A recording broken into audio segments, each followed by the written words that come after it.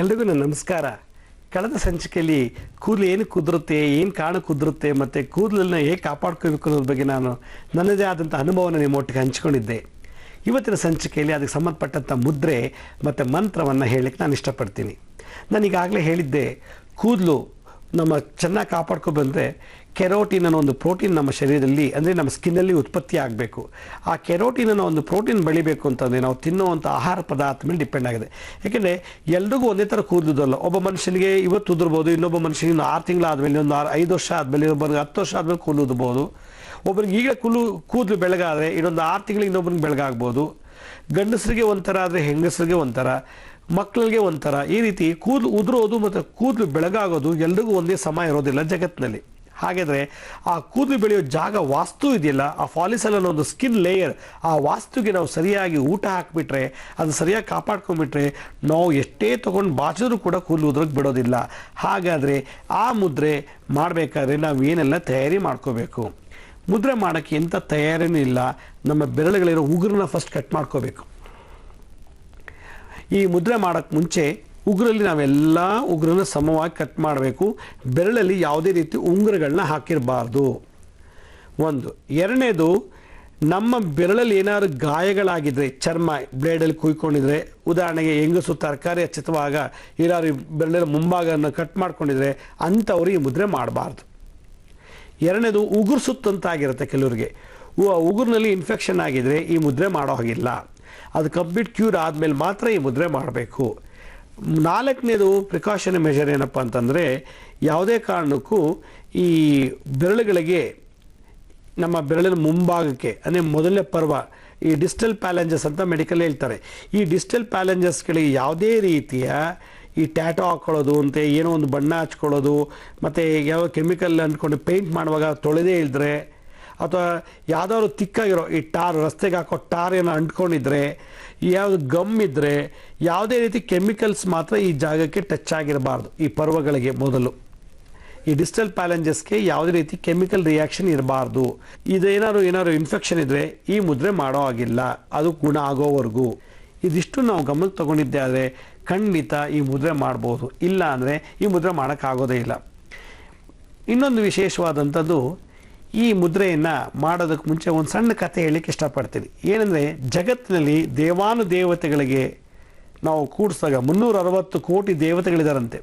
360 ಕೋಟಿ ದೇವತೆಗಳಿಗೂ ಕೂದಲು ಪ್ರಾಬ್ಲಮ್ ಇದೆ. ಆದರೆ ಭಗವಾನ್ ವಿಷ್ಣುವು ಮಾತ್ರ ಕೂದಲು ಕೊರತೆನೇ ಇಲ್ವಂತೆ. ಯಾವ ಹೆಂಗಸು ಕೂಡ ಬೆಳೆಸೋಕ್ಕಾಗದಷ್ಟು ಕೂದಲು ಮಹಾವಿಷ್ಣು ಬೆಳೆಸಿದಾರಂತೆ. ಭಾಗವತದಲ್ಲಿ ಆ ವಿಷ್ಣುವಿನ ಕೂದಲ ಬಗ್ಗೆ ಭಾಳಷ್ಟು ವರ್ಣನೆ ಮಾಡಿದ್ದಾರೆ. ಆ ಭಗವಂತನಿಗೆ ಕೂದಲು ಉದುರೋದಿಲ್ಲ, ಕೂದಲು ಕಪ್ಪು ಬಿಳಿ ಕೂಡ ಆಗೋದಿಲ್ಲಂತೆ. ನಿರಂತರ ಯುಗಗಳಲ್ಲೂ ಕೂದಲು ಚೆನ್ನಾಗಿದ್ದು ಎಲ್ಲ ಕೂದಲು ಕಪ್ಪಾಗಿರೋದು ದೇವರಂದರೆ ಮಹಾವಿಷ್ಣು ಒಬ್ಬರೇ. ಆದ್ದರಿಂದ ವಿಷ್ಣು ಸಹಸ್ರನಾಮದಲ್ಲಿ ಭಗವಾನ್ ವಿಷ್ಣುವಿನ ಕೂದಲ ಬಗ್ಗೆ ಚೆನ್ನಾಗಿ ವರ್ಣನೆ ಮಾಡಿದ್ದಾರೆ. ಹಾಗಾದರೆ ಆತನನ್ನು ನಾವು ನೆನೆಯೋದ್ರಿಂದ ನಮ್ಮಲ್ಲೂ ಕೂಡ ಕೂದಲು ನೀಳವಾಗಿ, ಸುಂದರವಾಗಿ, ಮನೋಹರವಾಗಿ, ನೀಳವಾಗಿ, ನೀಲಿ ಬಣ್ಣದಲ್ಲಿ ಮತ್ತು ಮನೋಹರವಾಗಿ ಬೆಳೆಯುತ್ತೆ ಅಂತ ಶಾಸ್ತ್ರ ಹೇಳುತ್ತೆ.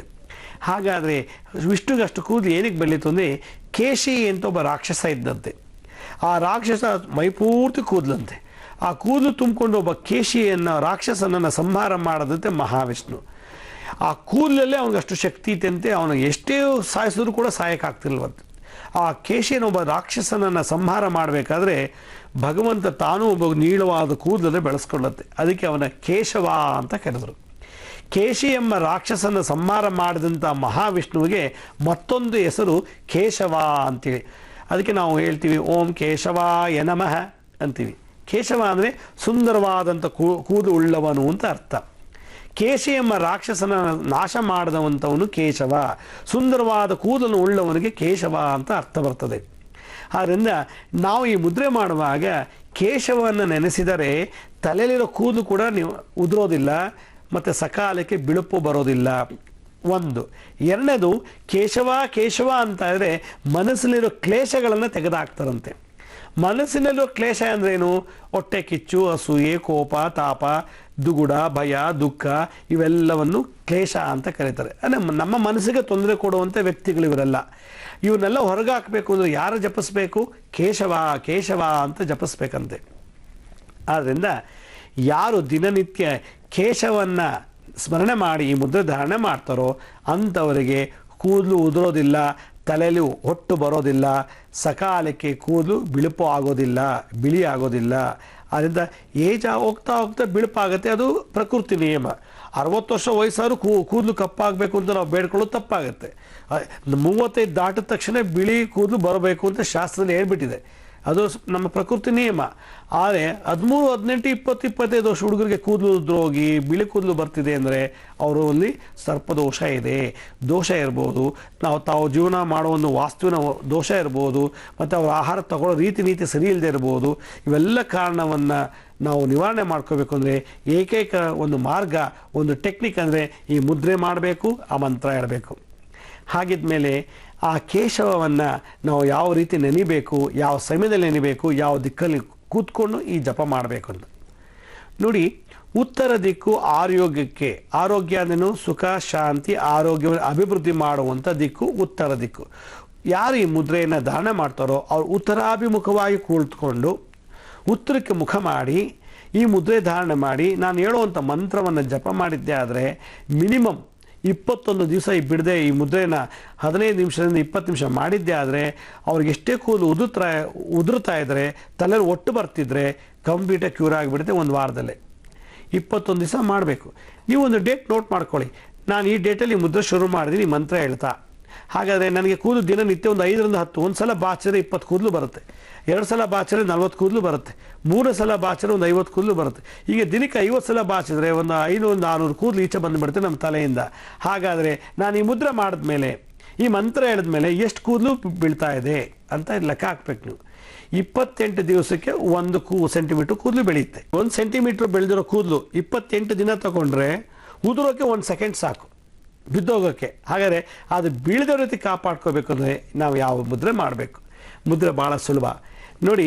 ಸರ್ಪಶಿರ ಮುದ್ರೆ ತಗೊಳ್ಳಿ. ಸರ್ಪಶಿರ, ಇದಕ್ಕೆ ಸರ್ಪಶಿರ ಅಂತಾರೆ.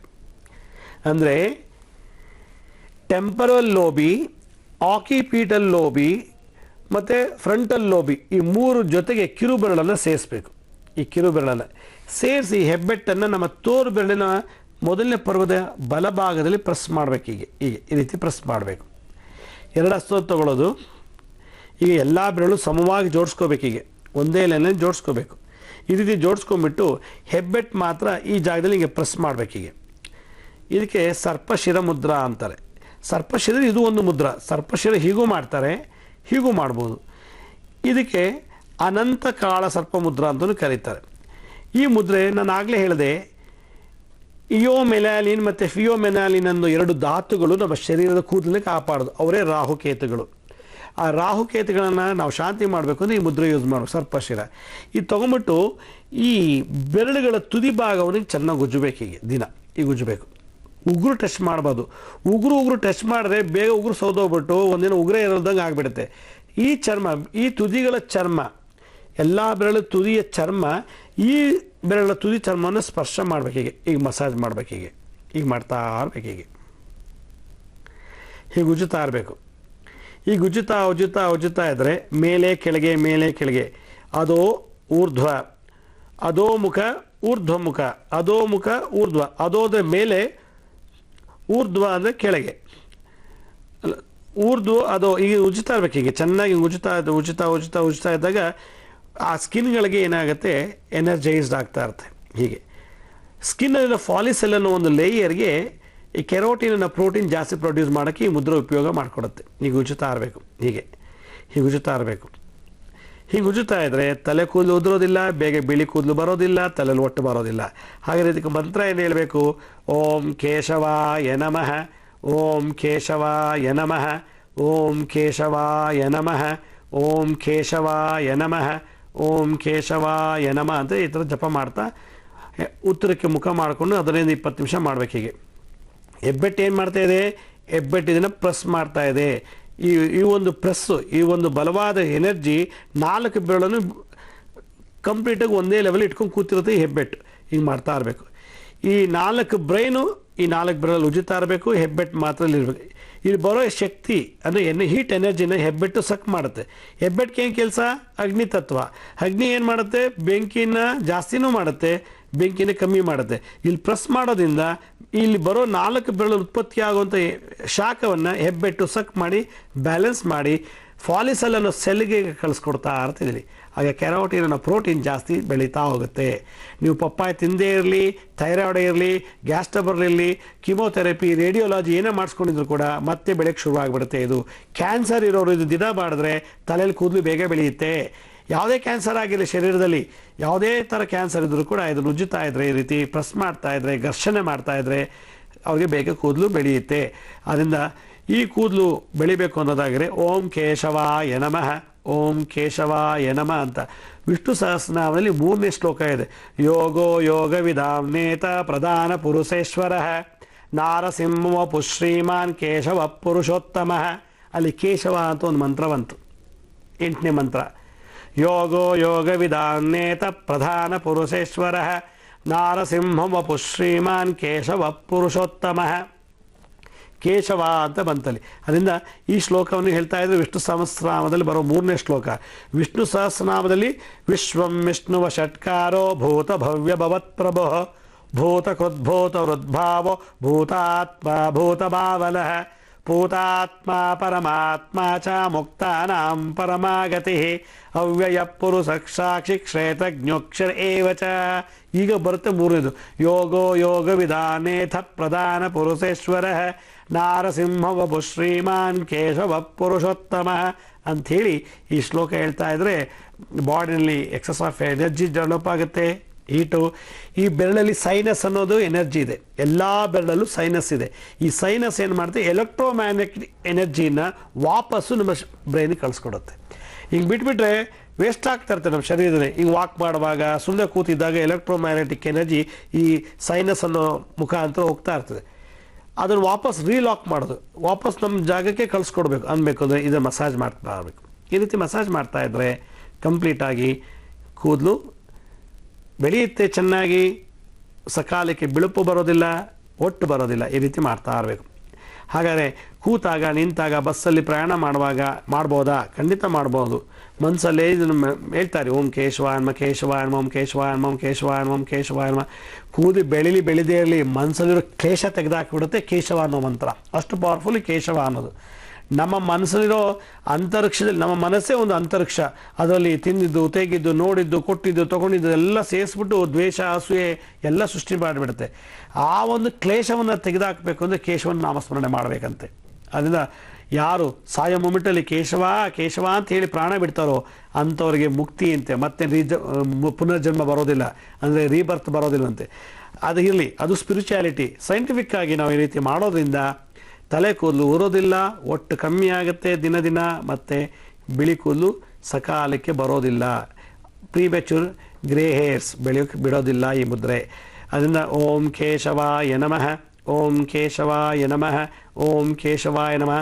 ಈಗಾಗಲೇ ಸಾಕಷ್ಟು ಜನ ಪತ್ರ ಬರೆದಿದ್ದಾರೆ, ಕೂದಲು ಉದುರ್ತಾ ಇದೆ, ಮತ್ತು ಕೂದಲು ಬೆಳಗಾಗ್ತಿದೆ, ನಾನು ಚಿಕ್ಕೂರು, ನಾನು ಮದುವೆ ಮಾಡ್ಕೊಳ್ಳೋಕ್ಕೆ ಯಾರು ಇಷ್ಟಪಡ್ತಿಲ್ಲ, ಕೂದಲಿಲ್ಲ ಅಂತಾರೆ, ಬಿಳಿ ಕೂದಲು ಬಂದಿದೆ ಅಂತಾರೆ. ಗಂಡು ಹುಡುಗರು ನನ್ನ ಕೂದಲೇ ಇಲ್ಲ ಅಂತ ಯಾರು ಹೆಣ್ಣು ಕೊಡ್ತಾ ಇಲ್ಲ ಅಂತ ಎಷ್ಟೋ ಜನ ಪತ್ರ ಬರೆದಿದ್ದಾರೆ. ಅವ್ರಿಗೆಲ್ರಿಗೂ ನಾನು ಇವತ್ತು ಆನ್ಸರ್ ಮಾಡಿದ್ದೀನಿ ಅಂತ ಅಂದ್ಕೊಂಡಿದ್ದೀನಿ. ಅವರೆಲ್ಲರೂ ಈ ಎಪಿಸೋಡ್ ನೋಡ್ತಾ ಇದ್ದೀರಾ ಅಂತ ಅಂದ್ಕೊಂಡಿದ್ದೀನಿ. ಅಕಸ್ಮಾತ್ ನಿಮಗೆ ನೋಡೋಕ್ಕಾಗಿಲ್ಲ ಅಂದರೆ ನೀವು ಯಾರು ನೋಡಿದವತ್ತು ಕೂತು ತಿಳ್ಕೊಂಡಿದ್ದನ್ನು ದಿನನಿತ್ಯ ಮಾಡಿದ್ದೇ ಆದರೆ ನಿಮಗೆ ಕೂದಲು ತಲೆ ಮೇಲೆ ದಟ್ಟವಾಗಿ ಬೆಳೆಯುತ್ತೆ. ನೀವು ಬೇಡ ಅಂದರೂ ಕೂಡ ಬಿಡೋಲ್ಲ, ಬೆಳೀತಾ ಬರುತ್ತೆ. ಯಾಕೆಂದರೆ ಈ ಸೈನಸ್ ಅನ್ನೋದು, ಈ ಎಲ್ಲ ಸೈನಸ್ಗಳು ಒಟ್ಟಿಗೆ ಸೇರಿಸಿ ನಾವು ಮಸಾಜ್ ಮಾಡ್ತಿರೋದ್ರಿಂದ ಆ ಕೆರೋಟಿನ್ ಪ್ರೋಟೀನ್ ಜಾಸ್ತಿ ಆಗುತ್ತೆ. ಅದರಿಂದ ಈ ಕಲರ್ ಪಿಗ್ಮೆಂಟ್ಸು, ಈ ಇಯೋಮೆನಾಲಿನ್ ಮತ್ತು ಫಿಯೋಮೆನಾಲಿನ್ 2 ಕಲರ್ ಪಿಗ್ಮೆಂಟ್ಸು ಕಪ್ಪಾಗೇ ಇರುತ್ತೆ. ಯಾವಾಗ ನಮ್ಮ ಏಜ್ ತಕ್ಕಂತೆ ಬಂದಾಗ. ಯಾವಾಗ ಏಜ್ ಜಾಸ್ತಿ ಆಯಿತು ಬಿಳಿ ಕೂದಲು ಬರಲೇಬೇಕು, ಅದು ಯಾರು ಏನು ಮಾಡೋಕ್ಕಾಗಲ್ಲ. ಅದರಿಂದ 89 ವರ್ಷ ವಯಸ್ಸಾಗಿದೆ, ನಮ್ಗೆ ಇನ್ನೂ ಬಿಳಿ ಕೂದಲಿದೆ, ಕಪ್ಪು ಮಾಡಿಕೊಡಿ ಅಂದರೆ ಖಂಡಿತ ಆಗಲ್ಲ, ಅದು ಪ್ರಕೃತಿ ನಿಯಮ. ಯಾವಾಗ ನಾವು ನಿರಂತರವಾಗಿ ಈ ಮುದ್ರೆಯನ್ನು ಮಾಡಿ ಓಂ ಕೇಶವಾಯ ನಮಃ ಅಂತ ಜಪ ಮಾಡ್ತಾ ಇರ್ತೀವೋ ಆಗ ನಮಗೆ ಅರಿವಿಲ್ಲದಂತೆ ನಮ್ಮ ಬ್ರೈನಲ್ಲಿ ಮೆಮೊರಿ ಪವರು ಜಾಸ್ತಿ ಆಗಿಬಿಡುತ್ತೆ. ಯಾಕೆಂದರೆ ಟೆಂಪರಲ್ ಲೋಬಿ, ಆಕ್ಯುಪಿಟಲ್ ಲೋಬಿ ಮತ್ತು ಫ್ರಂಟಲ್ ಲೋಬಿ ಈ 3 ಒಟ್ಟಿಗೆ ನಾವು ಘರ್ಷಣೆ ಮಾಡುವಾಗ ಈ ಸೆರಿಬೆಲ್ಲಮ್ ಕೂಡ ಸುಮ್ ಕೂತಿರಲ್ಲ. ನಾನು ಯಾಕೆ ಸುಮ್ ಕೂತಿರ್ಬೇಕು ಅಂತ ಅದು ಈ ಎನರ್ಜಿನ ಸಕ್ ಹೇಳ್ಕೊಂಬಿಡುತ್ತೆ. ಆ ಸೆರಿಬೆಲ್ಲಮ್ ಯಾವಾಗ ಆಯಿತು ಆಗ ಜಾಗ್ರತೆ, ಎಚ್ಚರಿಕೆ ಜಾಸ್ತಿ ಇರುತ್ತೆ, ಅಲರ್ಟ್ನೆಸ್ ಇರುತ್ತೆ, ಏನು ಮಾಡೋದು ಚುರುಕು ಅನಿಸುತ್ತೆ. ಅದರಿಂದ ನಾವು ಲವಲವಿಕೆಯಾಗಿರಬೇಕು ಅಂದರೆ ಈ ಮುದ್ರೆನೂ ಒಂದು ಕಾರಣ. ಈ ಮುದ್ರೆ ಮಾಡ್ತಿದ್ರೆ ನಾವು ಲವಲವಿಕೆ ಚೆನ್ನಾಗಿರ್ಬೋದು. ಗ್ರಾಪ್ಸಿಂಗ್ ಪವರ್, ಅಬ್ಸರ್ವೇಷನ್, ಗ್ರಹಿಸೋ ಶಕ್ತಿ, ಹಿಂಗೆ ಹೌದು ಮಾಡಿದ್ರ ಅನ್ನೋ ಒಂದು ರೀತಿ ವಿಶೇಷವಾಗಿ ನಾವು ಅನಲೈಸ್ ಮಾಡುವಂಥ ಶಕ್ತಿಯನ್ನು ಈ ಕಿರುಬೆರಳಲ್ಲಿ ಶಕ್ತಿ ಬರುತ್ತೆ. ಅದರಿಂದ ಈ ಸರಿಬೆಲ್ಲಮ್ನು ಕೂಡ ನಾವು ಎನರ್ಜೈಸ್ ಮಾಡ್ಬೋದು. ಇದು ಮಾಡ್ತಾ ಕೆಲವು ಉಗುರು ಟಚ್ ಮಾಡ್ತಾರೆ. ಇದು ಮಾಡಿದೆ ಸ್ವಲ್ಪ ದಿವಸ ಉಗುರೆಲ್ಲ ಸೌದೋಗ್ಬಿಟ್ಟು ಇದೆಲ್ಲ ಹೊಟ್ಟೋಗ್ಬಿಟ್ಟು ಆಮೇಲೆ ಬರೀ ಸ್ಕಿನ್ ಇರುತ್ತೆ, ಆಮೇಲೆ ಬಟ್ಟೆ ಮುಟ್ಟರು ಕೂಡ ನೋವು ಬಂದುಬಿಡುತ್ತೆ.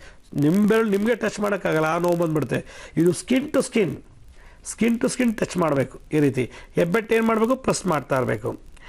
ಹಾಗಾದರೆ ಇದ್ರ ಜೊತೆಗೆ ಈಗಾಗಲೇ ಬಿಳಿ ಕೂದಲು ಬಂದುಬಿಟ್ಟಿದೆ, ತುಂಬ ಉದ್ರೋಗಿದೆ, ಈ ಮುದ್ರೆ ಮಾಡಿದ್ರೆ ನಮಗೆ ಬರುತ್ತಾ? ಖಂಡಿತ ಬರುತ್ತೆ, ಕಾಲಾವಕಾಶ ತಗೊಳುತ್ತೆ. ಇದ್ರ ಜೊತೆಗೆ ಸ್ವಲ್ಪ ಥೆರಪಿಸು ಅಡಾಪ್ಟ್ ಮಾಡ್ಕೊಂಡ್ಬಿಟ್ರೆ, ಔಷಧಿನ ನೀವೇ ಸ್ವಂತ ಮನೇಲಿ ಮಾಡ್ಕೊಂಬಿಟ್ಟು ಹಚ್ಬಿಟ್ರೆ, ನೀವು ಮಾರ್ಕೆಟಲ್ಲಿ ಸಿಗೋ ಶಾಂಪೂ ಆಗಲಿ ಜೆಲ್ ಆಗಲಿ ಅಥವಾ ಮಾರ್ಕೆಟ್ ಸಿಗೋ ಏರ್ ಆಯಿಲ್ಸಲ್ಲಿ ಯೂಸ್ ಮಾಡೋ ಬದಲು ನಿಮ್ಮ ಮನೇಲಿ ನೀವು ಮಾಡ್ಕೊಳ್ಳೋಂಥ ಒಂದು ವಿಧಾನವನ್ನು ನಿಮ್ಗೆ ಈ ಸಂದರ್ಭದಲ್ಲಿ ಹೇಳಕ್ಕೆ ಇಷ್ಟಪಡ್ತೀನಿ. ಏನಂದರೆ, ಬೆಟ್ಟದ ನೆಲ್ಲಿಕಾಯಿ ತೊಗೊಳ್ಳಿ. ನಿಮಗೆ ಈಗ 30 ವರ್ಷ ಅಂದರೆ 30 ನೆಲ್ಲಿಕಾಯಿ ತೊಗೊಳ್ಳಿ, 25 ವರ್ಷ ಅಂದರೆ 25 ಬೆಟ್ಟದ ನೆಲ್ಲಿಕಾಯಿ ತೊಗೊಳ್ಳಿ. ಚೆನ್ನಾಗಿ ಅದನ್ನು ಒಣಗಿಸ್ಬಿಟ್ಟು ಪುಡಿ ಮಾಡಿಬಿಡಿ. ಅದ್ರ ಜೊತೆಗೆ ಅಷ್ಟೇ ಗ್ರಾಮ್ನಷ್ಟು ನೀವು ಕೊಬ್ಬರಿ ಎಣ್ಣೆ ಮಿಕ್ಸ್ ಮಾಡ್ಕೊಳ್ಳಿ. ಮಿಕ್ಸ್ ಮಾಡಿಬಿಟ್ಟು ಬಿಳಿ ದಾಸವಾಳ ಹೂವು ಎಲ್ಲಿದೆ ಹುಡುಕಿ. ಈ ಬಿಳಿ ದಾಸವಾಳ ಹೂವು ಎಲ್ಲಿ ಸಿಕ್ಕುತ್ತೋ ಅದನ್ನು ಚೆನ್ನಾಗಿ ತಂದು ಒಣಗಿಸ್ಬಿಟ್ಟು ಅದನ್ನು ಪುಡಿ ಮಾಡಿಬಿಟ್ಟು, ನೆಲ್ಲಿಕಾಯಿ ಪುಡಿ, ದಾಸವಾಳ ಹೂವಿನ ಪುಡಿ, ಕೊಬ್ಬರಿ ಎಣ್ಣೆ, ಪ್ಯೂರ್ ಕೊಬ್ಬರಿ ಎಣ್ಣೆ, ಅದು ಯಾವುದು ಮಿಕ್ಸ್ ಇರಬಾರ್ದು. ಪ್ಯೂರ್ ಕೊಬ್ಬರಿ ಎಣ್ಣೆ ಎಲ್ಲಿ ಸಿಗುತ್ತೆ? ಕೆಲವು ಕಡೆ ಸಿಗುತ್ತೆ, ಕೆಲವು ಕಡೆ ಸಿಗದೇ ಇರ್ಬೋದು. ನೀವೇನು ಮಾಡಿ, ಒಂದು 5 kg ಒಣ ಕೊಬ್ಬರಿ ತೊಗೊಂಡು ಯಾರು ಎಣ್ಣೆ ತೆಗಿತಾರೋ ಅವ್ರ ಹತ್ರ ಹೋಗಿ ಆ ಗಾಣಗರ ಹತ್ರ ಹೋಗ್ಬಿಟ್ಟು ನೀವು ಕೊಟ್ಟರೆ 5 kg ಕೊಬ್ಬರಿನ ಅವರು ಸುತ್ತಿ ಚೆನ್ನಾಗಿ ಎಣ್ಣೆ ತಗೊಟ್ರೆ ಹಬ್ಬ 2-2.5 ಲೀಟ್ರ್ ಬಂದುಬಿಡುತ್ತೆ. ಅರ್ಧಕ್ಕರ್ಧ ಎಣ್ಣೆ ಬರುತ್ತೆ. ಆ ಎಣ್ಣೆನ ಈ ದಾಸವಾಳ ಹೂವಿನ ಪುಡಿ, ಬೆಟ್ಟದ ನೆಲ್ಲಿಕಾಯಿನ ಪುಡಿ ಮಿಕ್ಸ್ ಮಾಡಿಬಿಟ್ಟು ಚೆನ್ನಾಗಿ ಸೂರ್ಯನ ಬೆಳಕಲ್ಲಿ 5 ದಿವಸ ನೀವು ನೆನೆಸ್ಬಿಟ್ರೆ, ಅಂದರೆ ಕಾಯಿಸ್ಬಿಟ್ರೆ ನಿಮಗೆ ಫೋಟೋಸಿಂಥಸಿಸ್ ಆಗುತ್ತೆ. ಸೂರ್ಯನ ಕಿರಣದಲ್ಲಿ ವೈಟಮಿನ್ B12 ಕೂಡ ಇದೆ. ಅವಾಗ ಏನಾಗುತ್ತೆ, ಈ ಕೊಬ್ಬರಿ ಎಣ್ಣೆ ಚಂದ್ರಗ್ರಹ, ನೆಲ್ಲಿಕಾಯಿ ಬುಧಗ್ರಹ, ದಾಸವಾಳ ಹೂವು ಚಂದ್ರಗ್ರಹ, ಬಿಳಿ ದಾಸವಾಳ ಚಂದ್ರಗ್ರಹ, ಈ ಮೂರನ್ನು ಮಿಕ್ಸ್ ಮಾಡಿರೋ ಮಿಶ್ರಣಕ್ಕೆ ಸೂರ್ಯನ ಬೆಳಕಿನಿಂದ ಚೆನ್ನಾಗಿ ಕಾಯಿಸಿ ರಾತ್ರಿ ಚಂದ್ರ ಉದಯ ಆಗ್ತಿದ್ದಾನೆ ಅಂದ ತಕ್ಷಣ ತೊಗೊಂಡು ಮನೆ ಒಳಗೆ ಇಟ್ಬಿಡ್ಬೇಕು. ಒಂದು ಬಟ್ಲಲ್ಲಿ ಕೊಬ್ಬರಿ ಎಣ್ಣೆ, ದಾಸವಾಳ ಹೂವಿನ ಪುಡಿ ಮತ್ತು ನೆಲ್ಲಿಕಾಯಿ ಪೌಡ್ರು ಮಿಕ್ಸ್ ಮಾಡಿಬಿಟ್ಟು ಸೂರ್ಯನ ಬೆಳಕಲ್ಲಿ ಒಂದು 5 ದಿವಸ ಕಾಯಿಸ್ಬೇಕು. ಸೂರ್ಯ ಮುಳುಗಿದ ತಕ್ಷಣ ಮನೆಗೆ ತೊಗೊಂಡೋಗಿ ಇಟ್ಕೊಂಡ್ಬಿಡ್ಬೇಕು ಆ ಪಾತ್ರೆನ. ನೆಕ್ಸ್ಟ್ ಡೇ ಬೆಳಗ್ಗೆ ತೊಗೊಂಡು ಬಂದು ಕಾಯಿಸ್ಬೇಕು. ಹೀಗೆ ಸೂರ್ಯನ ಬೆಳಕಲ್ಲೇ ಅದನ್ನು ಬಾಯ್ಲ್ ಮಾಡಬೇಕು, ಕಾಯಿಸ್ಬಿಟ್ಟು ಮತ್ತೆ ಒಂದು ಗಾಜಿನ ಶೀಶದಲ್ಲಿ ಅದನ್ನು ಎಣ್ಣೆ ಮಿಕ್ಸ್ ಮಾಡಿ ಇಟ್ಬಿಟ್ಟು ದಿನ ಅಥವಾ ವಾರಕ್ಕೆ 2 ಸಲ 3 ಸಲ ತಲೆಗೆ ಹಚ್ಕೊಂಡ್ರೆ ಬಿಳಿಗಾಗಿರೋ ಕೂದಲು ಕೂಡ ಕಪ್ಪಾಗತ್ತೆ. ಒಂದು ಎಲ್ಲಿ ಕೂದಲೆಲ್ಲ ಉದುರೋಗಿದೆಯೋ ಆ ಜಾಗದ ಕೂದಲು ಬೆಳಕ್ಕೆ ಶುರುವಾಗ್ಬಿಡುತ್ತೆ. ಯಾಕೆಂದರೆ ಅಷ್ಟು ಪವರ್ ಇದೆ ಈ ಆಮ್ಲದಲ್ಲಿ. ಆಮ್ಲ ಅಂದರೆ ನೆಲ್ಲಿಕಾಯಿ. ಅದರಿಂದ ಈ ನಾರಿಕೇಲ ತೈಲ ಅಂದರೆ ಕೊಬ್ಬರಿ ಎಣ್ಣೆ, ಆಮ್ಲ, ದಾಸವಾಳ ಪುಷ್ಪ, ಈ ಮೂರೂ ನಮಗೆ ಕೂದಲಿಗೆ ಕೆರೋಟಿನ್ ಪ್ರೋಟೀನ್ ಅಧಿಕವಾಗಿ ಉತ್ಪತ್ತಿ ಮಾಡಿಕೊಡುತ್ತೆ. ಮತ್ತು ಕೂದಲು ಸಾಫ್ಟ್ನೆಸ್ ಬರುತ್ತೆ. ನೀವು ಹೆಂಗೆ ಬಾಚರೂ ಕೇಳುತ್ತದು. ಇಲ್ಲಿ ಕೆಲವು ಬಾಚರು ನೆಟ್ಟಿಗೆ ನಿಂತ್ಕೊಳ್ಳುತ್ತೆ, ಕೆಲವರು ಹಿಂಗಂದ್ರೆ ಹಂಗೆ ಇರುತ್ತೆ. ನಾವು ಹೆಂಗೆ ಗಾಳಿಲಿ ಹೋಗುವಾಗ, ಬಸ್ಸಲ್ಲಿ ಹೋಗುವಾಗ, ವಾಕ್ ಮಾಡುವಾಗ, ಫ್ಲೈಟಲ್ಲಿ ಹೋಗುವಾಗ ಅಥವಾ ಯಾವುದಾದ್ರು ರಭಸವಾದಂಥ ಸಮಯದಲ್ಲಿ ಅಂದರೆ ಬಸ್ಸು, ಕಾರು, ಸ್ಕೂಟಲ್ಲಿ ಹೋಗುವಾಗ ಕೂದಲು ಏನಾಗುತ್ತೆ, ನಮಗೆ ನಮ್ಮ ಯಾವ ರೀತಿ ಬಾಚಿತ್ತು ಆ ರೀತಿ ಇರೋದಿಲ್ಲ. ಈ ತೈಲ ಹಾಕ್ಕೊಂಡಿದ್ರೆ ಎಷ್ಟೇ ಗಾಳಿ ಬರಲಿ, ಎಷ್ಟೇ ಇದು ಮಾಡಲಿ ಅಥವಾ ನೀವೇ ಹಿಂಗಂದ್ರೂ ಕೂಡ ಅದು ಶೇಕ್ ಆಗೋದಿಲ್ಲ, ಹಾಗೆ ಒಕ್ಕಣವಾಗಿ ಕೂತಿರುತ್ತೆ. ಅಂದರೆ ಆ ಕೂದಲಿಗೆ ಒಂದು ಸ್ಟ್ರೆಂತನ್ನು ಕೊಟ್ಟಿರುತ್ತೆ ಈ ಎಣ್ಣೆ ತೈಲ. ಅದರಿಂದ ಯಾರಿಗೆ ಸರ್ಪದೋಷ ಇದೆಯೋ ಅಂಥವರು ಸಾಕಷ್ಟು ಈ ಬೆಟ್ಟದ ನೆಲ್ಲಿಕಾಯಿ ತಿನ್ನೋದ್ರಿಂದ ಕೂಡ ಬಿಳಿ ಕೂದಲು ಸಕಾಲಕ್ಕೆ ಬರೋದಿಲ್ಲ, ಕೂದಲು ಉದುರೋದಿಲ್ಲ. ಸರ್ಪದೋಷ ಇರೋವಂಥವ್ರಿಗೆ ಕೂದಲು ಉದುರುತ್ತೆ ಅಂತ ನಾನು ಈಗಾಗಲೇ ಹೇಳಿದ್ದೀನಿ. ಯಾರಿಗೆ ಕುಜದೋಷ, ಅಂಗಾರಕ ಗ್ರಹ ದೋಷ, ಸರ್ಪದೋಷ ಇದೆಯೋ ಅಂಥವ್ರಿಗೆ ಕೂದಲು ಸರ್ವೇಸಾಮಾನ್ಯವಾಗಿ ಉದುರೋಗ್ಬಿಡುತ್ತೆ. ಅವ್ರು ಸಾಯೋಷ್ಟೊಳಗೆ ಹುಡುಕರು ಒಂದು ಕೂದಲು ಸಿಗೋಲ್ಲ, ಆ ರೀತಿ ಬಾಲ್ಡಿ ಆಗಿಬಿಡ್ತಾರೆ. ಆ ರೀತಿ ಆಗಬಾರ್ದು ಅಂದರೆ ಬೆಟ್ಟದ ನೆಲ್ಲಿಕಾಯಿನ ಚೆನ್ನಾಗಿ ತಿನ್ನಬೇಕು. ಹಸಿದು ಇಲ್ಲ ಅಂದರೆ ಉಪ್ಪಿನಕಾಯಿ ಮಾಡಿಕೊಂಡು ಬೆಟ್ಟದ ನೆಲ್ಲಿಕಾಯಿ ಉಪ್ಪಿನಕಾಯಿ ತಿನ್ನಬೇಕು. ಇದು ಯಾವುದು ನಮಗಿಲ್ಲ ಅಂದರೆ ತೈಲದೊಳಗೆ ಹಾಕಿ ಅದನ್ನು ಮಿಶ್ರಣ ಮಾಡಿಬಿಟ್ಟು ಚೆನ್ನಾಗಿ ಲೇಪನ ಮಾಡಿ ಮಸಾಜ್ ಮಾಡಬೇಕು. ಹೆಡ್ ಮಸಾಜ್ ಮಾಡೋದ್ರಿಂದ ಆ ಫಾಲಿಸಲ್ಸ್ ಎಲ್ಲ ತುಂಬ ಆ್ಯಕ್ಟಿವೇಟ್ ಆಗಿ ಬ್ರೈನ್ಗೆ ಆ ಆಮ್ಲ ಹೋಯ್ತು ಅಂತಂದರೆ ರಕ್ತ ಹೆಪ್ಪುಕಟ್ಟಿದ್ದು ಕೂಡ ಆ ಆಮ್ಲ ಅಂದರೆ ನೆಲ್ಲಿಕಾಯಿ ರಸದಲ್ಲಿ ಬರೋ ಒಂದು ಶಕ್ತಿ ಎಲ್ಲ 4 ಬ್ರೈನ್ ಸಕ್ ಮಾಡಿ ಬ್ರೈನ್ ಲವಲವಿಕೆಯಾಗಿ ಇಟ್ಟಿರುತ್ತೆ. ಯಾವುದೇ ಕಾರಣಕ್ಕೂ ಪಾರ್ಕಿನ್ಸನ್ ರೋಗ ಬರೋದಿಲ್ಲ. ಅದನ್ನು ಪಾರ್ಕಿನ್ಸನ್ ರೋಗ ಬರಬಾರ್ದು ಅಂದರೆ ಈ ಮುದ್ರೆನೂ ಮಾಡ್ತಾ ಇರಬೇಕು, ಜೊತೆಗೆ ಆಮ್ಲ ಬೆಟ್ಟದ ನೆಲ್ಲಿಕಾಯಿ ತಿಂತಾ ಇರಬೇಕು, ಇಲ್ಲ ತಲೆಗೆ ಮಿಶ್ರಣ ಮಾಡಿ ಮಸಾಜ್ ಮಾಡಬೇಕು ಕೊಬ್ಬರಿ ಎಣ್ಣೆ ಜೊತೆಲಿ. ಇನ್ಯಾವ ಎಣ್ಣೆನೂ ಹಾಕಬಾರ್ದು. ಇನ್ಯಾವ ಎಣ್ಣೆನಾದ್ರು ಬೆಟ್ಟದ ನೆಲ್ಲಿಕಾಯಿಗೆ ಹಾಕ್ಬಿಟ್ರೆ ನಿಮಗೆ ಒಟ್ಟೊಟ್ಟು ಥರ ಸಿಕ್ಬಿಟ್ಟು ಉಜ್ಕೊಳ್ಳೋಕ್ಕಾಗಲ್ಲ, ಕೆರೆತ ಶುರು ಬಿಡುತ್ತೆ. ಕೆರೆತ ಯಾವಾಗ ಶುರುವಾಯಿತು, ನಿಮಗೆ ಹೆಡ್ಡಲ್ಲಿ ನಿಮ್ಮ ಉಗುರಿಂದಲೋ ಕೆರೆದು ಇನ್ಫೆಕ್ಷನ್ ಆಗಿಬಿಟ್ರೆ ಸುಮ್ಮನೆ ಒಂದು ಉಗುರಲ್ಲಿ ಕೆರೆದು ಸಾಕು, ನೆಂಚು ಸ್ಕ್ರ್ಯಾಚ್ ಆದರೂ ಸಾಕು, ರಕ್ತ ಬಂದುಬಿಡುತ್ತೆ ತಲೆಯಲ್ಲಿ. ಅದರಿಂದ ಉಗುರು ಕಟ್ ಮಾಡ್ಕೊಂಡಿರಬೇಕು ಎಣ್ಣೆ ಹಚ್ಚುವಾಗ. ಈ ಆಮ್ಲವನ್ನು ಅಂದರೆ ಬೆಟ್ಟದ ನೆಲ್ಲಿಕಾಯಿನ ಕೊಬ್ಬರಿ ಹಣ್ಣು ಚೆನ್ನಾಗಿ ಮಿಕ್ಸ್ ಮಾಡಿದ ತಕ್ಷಣವೇ, ಯಾಕೆಂದರೆ ಕೊಬ್ಬರಿ ಎಣ್ಣೆಲಿ ಒಂದರಲ್ಲೇ ಆ ವೆಸ್ಕಾಸಿಟಿ, ಅದರಲ್ಲಿ ಟ್ರಾನ್ಸ್ಪರೆನ್ಸಿ ಇರೋದು ಕೊಬ್ಬರಿ ಎಣ್ಣೆಲಿ, ಬೇಗ ಹೀರ್ಕೊಳ್ಳೋ ಶಕ್ತಿ ಬ್ರೈನ್ಗೆ ಇರೋದು ಕೊಬ್ಬರಿ ಎಣ್ಣೆ ಹಚ್ಚಿದಾಗ. ಹರಳೆಣ್ಣೆ ಹಚ್ಚಿದ್ರೆ ತುಂಬ ನಿಧಾನ ಎಳೆಯುತ್ತೆ ಅದು ಸಕ್ ಮಾಡೋಕ್ಕೆ, ಎಳ್ಕೊಳ್ಳೋಕ್ಕೆ. ಅದರಿಂದ ಕೊಬ್ಬರಿ ಎಣ್ಣೆ ಚಂದ್ರಗ್ರಹ, ಚೆನ್ನಾಗಿ ಚಂದ್ರ ಮನಸ್ಕಾರಕ. ಅದರಿಂದ ಚೆನ್ನಾಗಿ ಮುದ್ರೆ ಮಾಡ್ತಾಯಿರಿ. ನಮಗೆ ಕೊಬ್ಬರಿ ಎಣ್ಣೆ ಸಿಗೋದಿಲ್ಲ, ಬೆಟ್ಟದ ನೆಲ್ಲಿಕಾಯಿ ಸಿಗೋದಿಲ್ಲ, ಬಿಳಿ ದಾಸವಾಳ ಹೂವು ಸಿಗೋದಿಲ್ಲ, ಎಲ್ಲಪ್ಪ ಹುಡ್ಕೋದು, ಏನು ಮಾಡೋದು, ಇವನೇನು ದೊಡ್ಡದಾಗಿ ಹೇಳಿಬಿಟ್ಟ ಕೂತ್ಕೊಂಡು ಟಿ ವಿಲಿ ಅಂತ ಅನ್ಕೋಬಾರ್ದು. ಸಿಗಲಿಲ್ವಾ ಬೇಡ, ಇದು ಮಾಡಿ. ಕೆರೋಟಿನ್ ಆಟೋಮೆಟಿಕಾಗಿ ಪ್ರೊಡ್ಯೂಸ್ ಮಾಡುತ್ತೆ. ಆರಾಮಾಗಿ ಮಾಡ್ತಾ ಇರ್ಬೇಕು, ಹಿಂಗೆ ಕೂತಾಗ ನಿಂತಾಗ ಮಾಡ್ತಾ ಇರ್ಬೇಕು. ಯಾರು ನಿದ್ದೆ ಬರಲ್ಲ ಅಂತಾರೆ ಅವ್ರು ಇದು ಮಾಡಿದ್ರೆ ನಿದ್ದೆ ಬರೋಕ್ಕೂ ಶುರು ಆಗುತ್ತೆ. ಜ್ಞಾನ ಮುದ್ರೆ ನಿದ್ರೆಗೆ ಒಂದು ಸ್ಲೀಪಿಂಗ್ ಟ್ಯಾಬ್ಲೆಟ್ ಇದ್ದಾಗೆ. ಸ್ಲೀಪಿಂಗ್ ಟ್ಯಾಬ್ಲೆಟ್ ಇನ್ನೊಂದು ಯಾವುದು ಅಂದರೆ ಈ ಮುದ್ರೆ. ಇದಕ್ಕೆ ಕೇಶಮರ್ಧನ ಮುದ್ರಾ ಅಂತ. ಕೇಶಮರ್ಧನ ಅಂದರೆ ಕೂದಲಿಗೆ ಮರ್ದನ ಮಾಡೋ ಮುದ್ರಾ ಅಂತ. ಇದಕ್ಕೆ ಇದು ಹಿಂದೆ ಸಾಧು ಸಂತರುಗಳು ದಿನ ಮಾಡ್ತಿರ್ತಾರೆ. ಅದಕ್ಕೆ ಎಷ್ಟೋ ಜನ ಸಾಧು 120, 150 ವರ್ಷ ಇದ್ದರೂ ಕೂಡ ಅವ್ರ ಕೂದಲು ಬೆಳಗಿರುತ್ತೆ. ಕಾರಣ ದಿನಕ್ಕೊಂದು ಅರ್ಧ ಗಂಟೆ ಯಾರು ಇದು ಮಾಡ್ತಿರ್ತಾರೆ. ಅರ್ಧ ಗಂಟೆ ಕೂತ್ಕೊಂಡು ಈಗ ಮಾಡ್ತಾ ಇರಬೇಕು. ಈಗ ಮಾಡ್ತಿರ್ಬೇಕಾದ್ರೆ ಒಂದು ರೀತಿ ಶಬ್ದ ಬರುತ್ತೆ, ಮಾಡ್ತಾ ಶಬ್ದ. ಆ ಶಬ್ದ ಮಾಡ್ತಿದ್ರೆ ನಮಗೆ ಬ್ರೈನ್ಗೆ ಒಂದು ಒಳ್ಳೆ ಎಕ್ಸಸೈಸ್ ಮಾಡ್ದಂಗೆ. ಸಣ್ಣ ಸಣ್ಣ ನರಗಳು, ಕೂದಲಿಗಿಂತೂ ಸಣ್ಣ ಸಣ್ಣ ನರಗಳಿವೆ ಬ್ರೈನಲ್ಲಿ, ಅದಕ್ಕೆ ಇದೊಂದು ಎನರ್ಜಿ ಪಾಸ್ ಆಗುತ್ತೆ. ಎಲೆಕ್ಟ್ರೋ ಮ್ಯಾಗ್ನೆಟಿಕ್ ಎನರ್ಜಿ, ನಮ್ಮ ಶರೀರ ಉತ್ಪತ್ತಿ ಆಗೋದು ಎಲೆಕ್ಟ್ರೋಮ್ಯಾಗ್ನೆಟಿಕ್ ಎನರ್ಜಿ. ಈ ಶಬ್ದದಿಂದ ಮೆಕ್ಯಾನಿಕಲ್ ಎನರ್ಜಿ ಬರುತ್ತೆ. ಅಂದರೆ ಆ ಶಬ್ದ ಮಾಡ್ತಾ ಇರುವಾಗ ಮೆಕ್ಯಾನಿಕ್ ಎನರ್ಜಿ. ಇದು ಮಾಡ್ತಾ ಮಾಡ್ತಾ ಇನ್ಸೋಮಿಯಾ, ನಿದ್ರಾಹೀನತೆ ಕೂಡ ಹೊರಟೋಗುತ್ತೆ. ಅದರಿಂದ ತಲೆಗೆ ಚೆನ್ನಾಗಿ ಮಸಾಜ್ ಮಾಡೋಕ್ಕೆ ಯಾರು ಸಿಗಲಿಲ್ಲ, ಮಾಡೋಕ್ಕಾಗಲಿಲ್ಲ, ಇದನ್ನು ಮಾಡ್ತಾಯಿರಿ. ನಿಮಗೆ ಹೆಡ್ ಮ್ಯಾಸಾಜ್ ಇಲ್ಲಿಂದನೇ ಹೋಗ್ತಾ ಇರುತ್ತೆ. ಇದು ಏನು ಇಲ್ಲಿ ಮಾಡಿಬಿಟ್ರೆ ತಲೆಯೆಲ್ಲ ಬಂದುಬಿಡುತ್ತಾ, ಬೆಳಗಾಗಿರೋ ಕೂದಲೆಲ್ಲ ಕಪ್ಪಾಗುತ್ತಾ ಅಂದರೆ ಮಾಡಿ ನೋಡಬೇಕು. ನೀವತ್ತು ಪ್ರತಿಯೊಬ್ಬರು ಡೇಟ್ ನೋಟ್ ಮಾಡ್ಕೊಳ್ಳಿ. ನಿಮ್ಮ ತಲೆ ಭಾಗಕ್ಕೆ ಎಷ್ಟು ಕೂದಲು ಉದುರ್ತಾ ಇದೆ ನೋಡ್ಕೊಳ್ಳಿ. ಆಮೇಲೆ ನೋಡಿ ಎಷ್ಟು ಪ್ರೋಗ್ರೆಸ್ ಆಗಿದೆ ಅಂತ. ಇದೇ ರೀತಿ ನಾನು ಮುಂದಿನ ಸಂಚಿಕೆಯಲ್ಲಿ ಮತ್ತೊಂದು ಮುದ್ರೆ ತಮ್ಮನ್ನು ಭೇಟಿ ಮಾಡ್ತೀನಿ. ಅಲ್ಲಿವರೆಗೂ ನನ್ನ ನಮಸ್ಕಾರ. ಸಾಯಿರಾಮ್.